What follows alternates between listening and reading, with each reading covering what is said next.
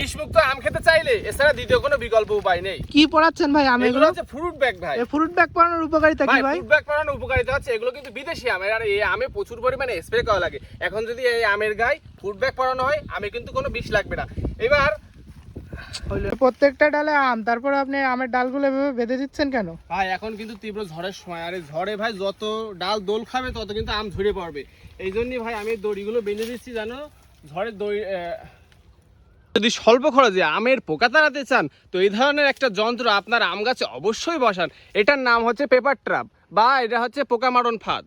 ও sorry. আপনারা এই এত লম্বা পলিথিন নিয়ে কোথায় যাচ্ছেন? এই যে আমাদের পলিনেট হাউস যে 120 কিলোমিটার কালবৈশাখী ঝড়ের কারণে পলিনেটটা ছিঁড়ে গেছে, তাই আমরা মেরামত করার জন্য এটা নিয়ে যাচ্ছি। আবার পলিনেট হাউস মেরামত করার জন্য এত লম্বা পলিথিন লাগবে ভাই? এত লম্বা পলিথিনই লাগবে, এছাড়া আরো লম্বা, এটা কেটে বাদ দেওয়া হয়েছে। কত টাকা খরচ হচ্ছে ভাই ঠিক করতে?